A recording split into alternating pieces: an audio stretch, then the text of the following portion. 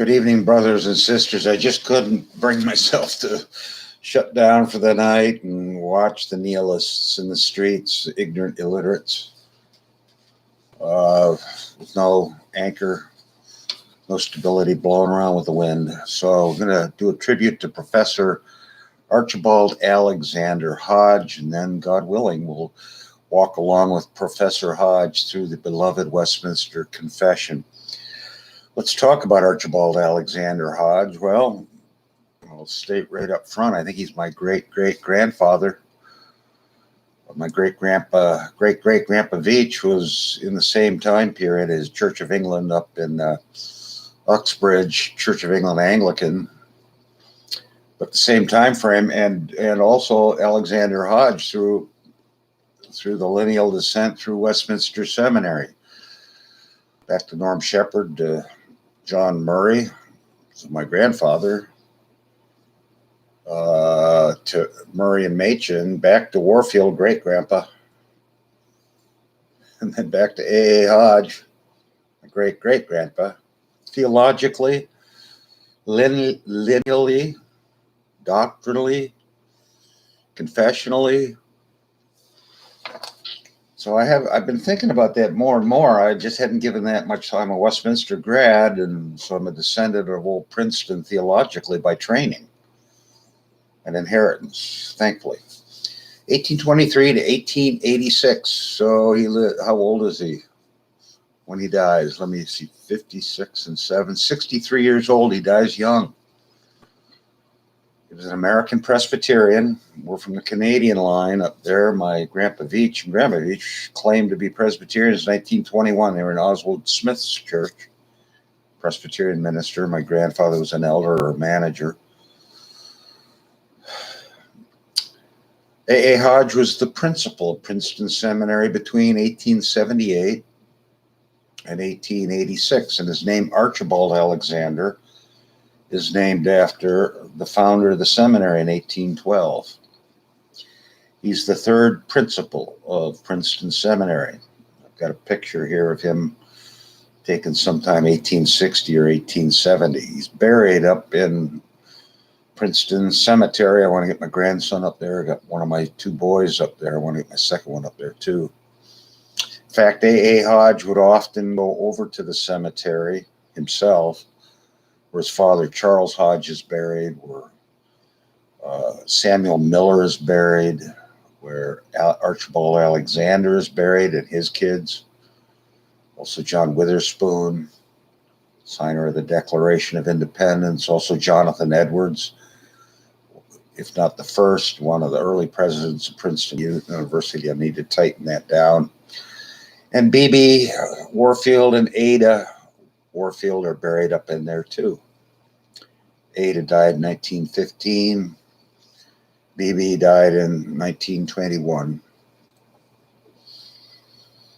And B.B. to Murray and Machen through the systematicians, and Murray through the systematics guys, and also Bishop Herder. So there's some connection there. But he'd go over to the cemetery, A.A. Hodge, and he'd find inspiration in the loyalty. We've been stressing in practical theology the loyalty as a character virtue. And we don't leave Old Testament, New Testament, church history, systematics at the door when we do practical theology. But as a practical point, he would go over in that cemetery and just be inspired by the fidelity of the old men. Well, he was born on July 18, 1823 to Sarah and Charles Hodge. I'd have to check, but I think Charles had a previous wife and she died. I'm not sure how that arranged. Maybe this was his first wife. I just forget. He was born in Princeton, New Jersey. He was named after Charles's mentor, Charles's father, the first principal of Princeton Seminary, Archibald Alexander. You can go up in there and see his handwritten notes. I read Archibald Alexander's diary dated 1792. He's another old presbo. Presbyterian. I'm a Reformed Episcopalian, but I love those old Presbyterians. Hodge attended the College of New Jersey, later called Princeton University, in 1841 at 18 years of age, and then Princeton Theological Seminary in 1847. He would have been 25 years old. And by the way, Alexander Hodge will get around a little bit, not just be tied down at Princeton. I'm not mistaken, he had a pastorate in Fredericksburg, Virginia. He lives through the Civil War. Well, that's another subject. He served as a missionary in India for 3 years, 1847 to 1850. He held pastorates at Lower West Nottingham, Maryland for 4 years, 1851 to 55, and Fredericksburg, Virginia, 1855 to 1861. And a jogging memory, I think he did his book on the atonement when he was there. I could be wrong on that. But I've been in that church. That church was used as a hospital in the Battle of Fredericksburg. I think that was December 1862. And also Wilkes-Barre, Pennsylvania, 1861 to 64. So he's out in the pastoral ministry, which is ever a beautiful training ground for every clergyman, rather than straight through the academy and on into academics without the pastoral stuff. We had some guys at Westminster who never did pastoral work, and it showed. Oh, did it show? So anyways, A. Hodge, he has pastoral ministry. Then he accepted a call to the chair of systematic theology in Western Theological Seminary, later to become Pittsburgh Xenia Seminary. And he was there until 1877. So 1877, he's 55 years old. Is that right? Doing my math right? 55 years old, when he goes back to the place of his birth and the place where his father had ministered for so many years. He went back to be an associate of his father, Charles Hodge. We've got his 3 volumes of Charles's stuff up in there somewhere.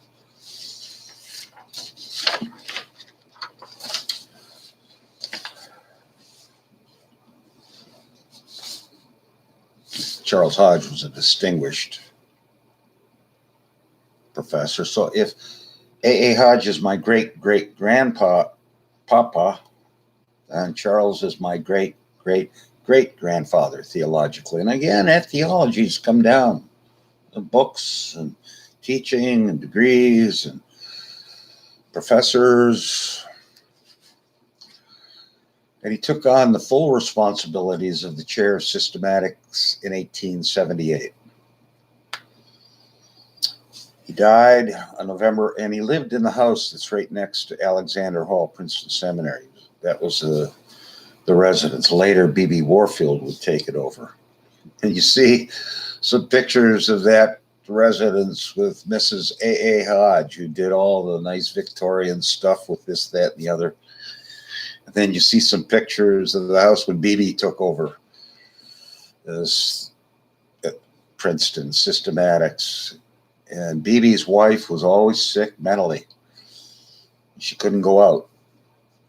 And he cared with her, and the students noticed the pastoral dimension of B.B. Couldn't take a pastorate. He couldn't travel, couldn't go to General Assembly because of the illness, mental illness of his wife. The students would see him walking up and down Mercer Street, noticing the pastoral dimension of love for his wife. But you see, B.B.'s house, compared to Mrs. A. Hodge, where it was a family and there were some kids, whereas B.B. had no kids, whitewashed walls and books on shelves. They'd also see her out and him sitting out on the back porch and on the front porch, but they were kind of cautious and reverent toward this providential darkness. Difficulty. And testimony of loyalty again. Their brothers and sisters we don't want to disconnect theology, practical daily living, and the arcane stuff we get into. Beautiful to watch BB, but we're digressing into BB and getting away from AA. He dies in 1886, November 12th, due to quote unquote a severe cold which settled in his kidneys. That's interesting. His children were Sarah Bach Hodge. She would die in 1921. Elizabeth Holliday Hodge, she would die in 1893. So both of those girls would have stood at the cemetery in Princeton. We sometimes forget that. And the providential, but what we do know is the omniscience of God. He doesn't miss a heartbeat. All of that is foreknown, foreordained, and God was omnipotently omnipresent with those two girls. His wife died. Let me see if I got that right. Spouse is Elizabeth Bent, married in 1847. I guess she died. It doesn't give us any dates. And then Margaret Woods, he married in 1862. His influence. At the time of his death, he was a trustee of the College of New Jersey and a leader in the Presbyterian Church. His interests extended beyond religion. He touched the religious world at many points. During the days immediately before his death, he did not slacken his work, but continued his work of writing, preaching, lecturing, making addresses, coming into contact with men, influencing them, and doing so to the widening influence of Christianity. Just offhand, a digression here. A. Hodge gave the funeral sermon at 10th Presbyterian Church in Philadelphia for John Broadus. I have read that in days bygone. But it's interesting to note that 10th Presbyterian also has a connection to Princeton in its time. John Broadus, he's buried up in the famous cemetery there in central Philadelphia. Been up there to that too, his family plot. That was a fun story with the archivist there. But also,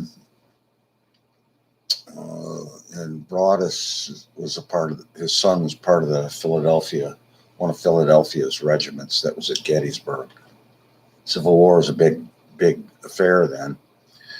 But also Princeton was connected to Donald Gray Barnhouse, many years pastor at 10th Presbyterian, and then James Montgomery Boyce from 1967-ish, 1970-ish to 2000. Jim's buried up in a little to the west of Philadelphia and Chester. I've been to that cemetery. Oh, it was a tough one to take.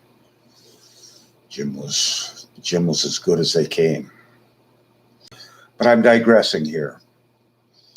A. Hodge was working industriously, and among the most influential was an article titled Inspiration that he began in the series of Presbyterian Review, which established the discipline of biblical theology as a historical science. That just makes no sense to me. Of course, science is theology. Of course, history is theology. We've been arguing for that perspective of hermeneutic here in our video series, so I want to pick that apart at some point in the future. Established biblical theology as historical science? Whatever. The article was co-authored by B.B. Warfield in 1880. Characteristics of Mr. Hodge. He was clear and powerful as a thinker. And God willing, we're going to walk along with him in the Westminster Confession and maybe his study of the Atonement too, which is a classic. That was very influential with me when I was a young man. He had a mind of singular acuteness. What do you want? He's a Presbyterian theologian. And though he never was a professed student of metaphysics, we're told he was by nature a metaphysician. That's senseless. He's a Westminster Confession man. There's a metaphysics God. Transcendent, so forth. We won't get into that, but that's a peculiar sentence.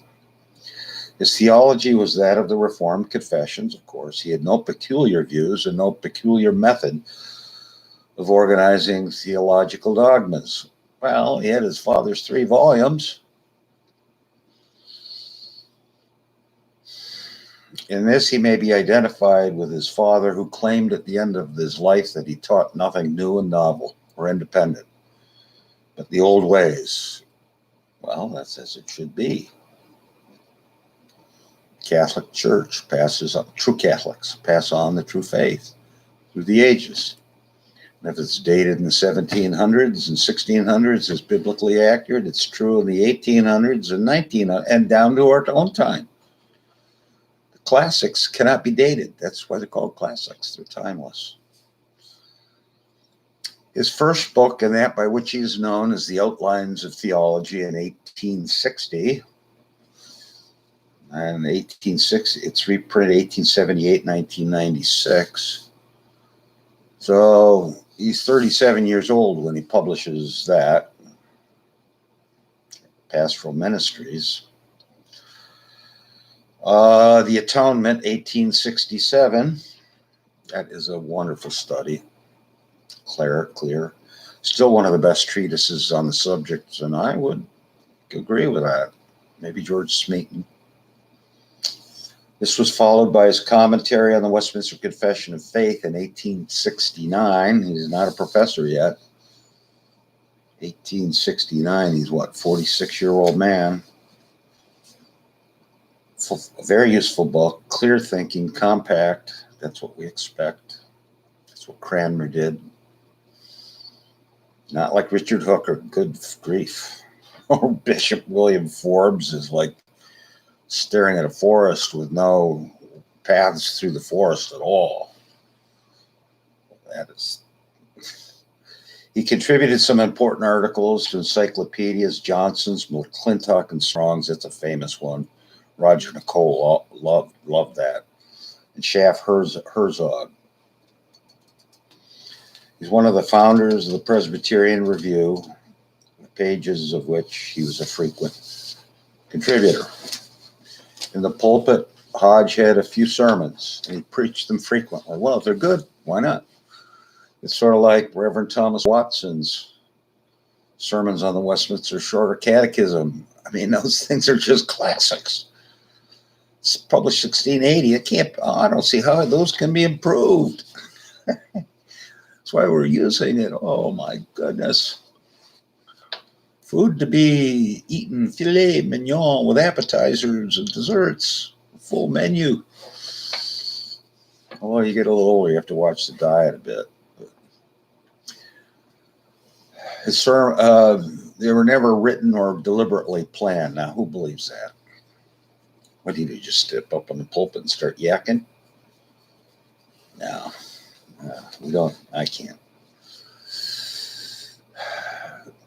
As he kept preaching them over and over, they gradually became more elaborate. Now, some of his publications, The Rule of Faith, Protestant Rule of Faith, Rules for Interpreting Scripture, the Holy Scriptures, Canon and Inspiration, the Inspiration of the Bible, Commentary on the Westminster Confession that you can get at archive.org. Assurance and Humility. Oh, that'd be great to see. Oh, how we need a baptism of humility in our times. A Short History of Creeds and Confession, God's Covenant with Man, Baptism, Mode of Baptism, 11, Sanctification, Free Will, Outlines of Theology. We've talked about that. That's got that up in there somewhere. Justification, Predestination, Selected Essays by Archibald Alexander Hodge. What a namesake. Named after his theological grandfather, not biological, theological. Charles Hodge was his biological and theological father. What a great home to grow up in there. Commentary on the Confession of Faith, Talked about the atonement. All of this stuff is online, by the way, brothers and sisters. The Life of Charles Hodge, professor of Theological Seminary, Princeton. That's all online through archive.org. Popular lectures on theological themes, again, archive.org. See if we got anything else here. Oh, he also has got something on the Shorter Catechism. Opened and explained, again, archive.org. I've not been through that. And then some other things. So, he dies in 1886. Sisters are there.